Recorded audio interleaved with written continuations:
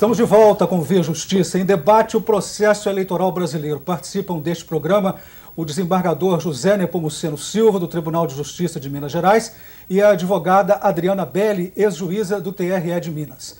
Vamos começar este bloco com O Povo Fala nas ruas de Belo Horizonte. Como vota o eleitor?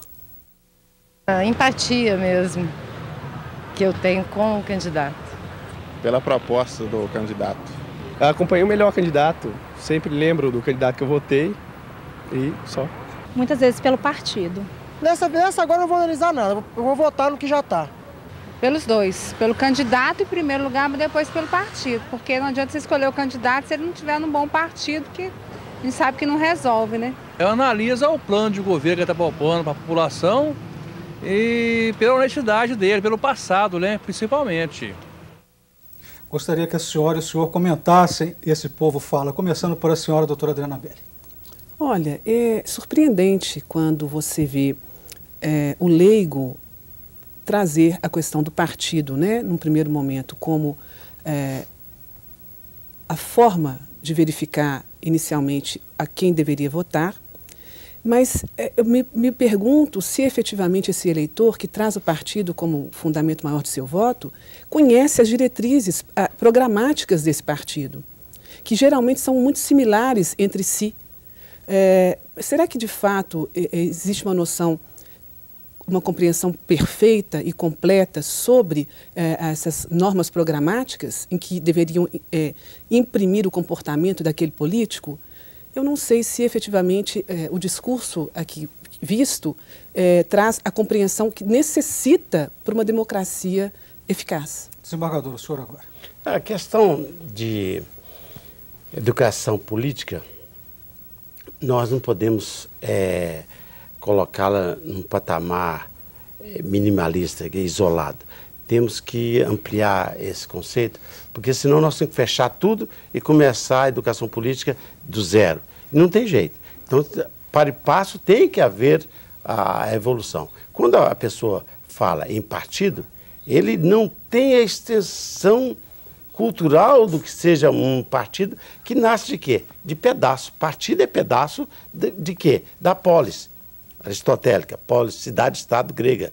Pedaço de quê? De ideologia.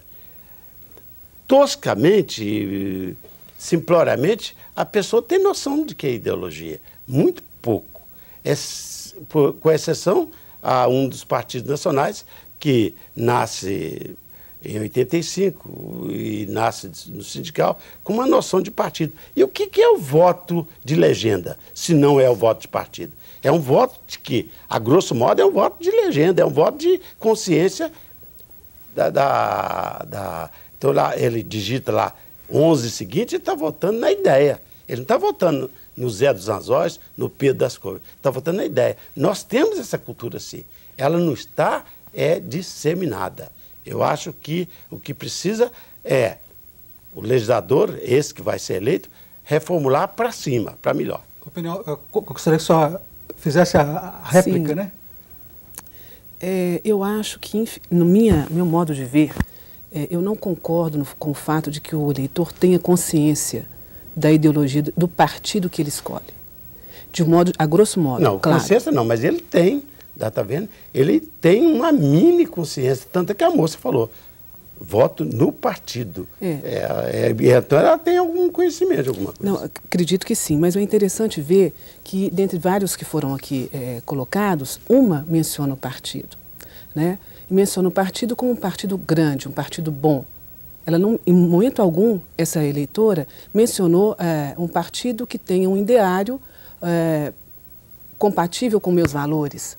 Mas não parece a senhora exagerado o número de partidos no país, 27? Sem dúvida alguma, sem dúvida alguma.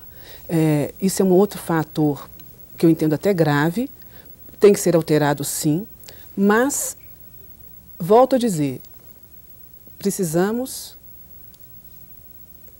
continuar com a educação para que as pessoas tenham a exata consciência do que representa o voto, do que é um Estado democrático E o que é o Estado também de Direito. E isso poderia ser veiculado, inclusive, nas próprias escolas. Os adolescentes hoje têm uma condição de obtenção de informação, eles são altamente inteligentes, muito mais do que fomos naquela época. Só quer dizer que precisa de uma educação política nas escolas, seria isso? Sem dúvida, e essa juventude está apta a recebê-la.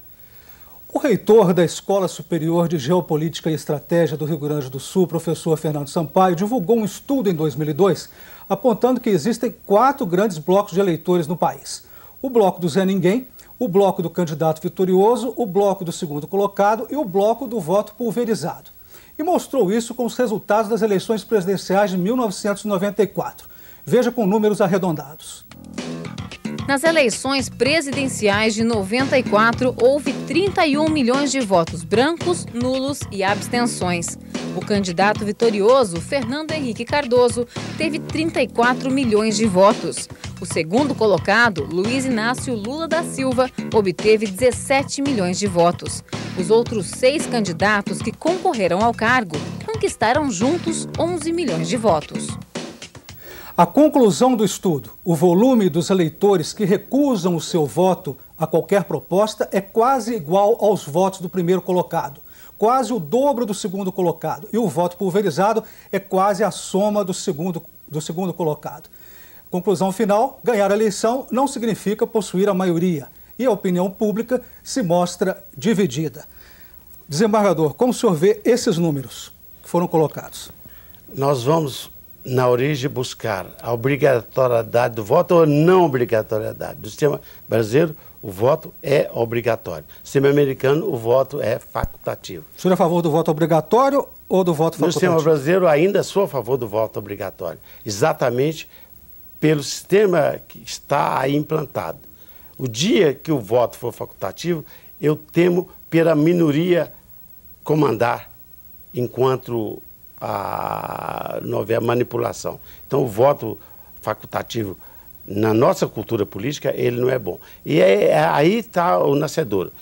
Mas eu queria voltar à pergunta anterior para dizer que nós temos 27 partidos, mas não temos 27 ideologias. Isso é uma anomalia que precisa ser repensada.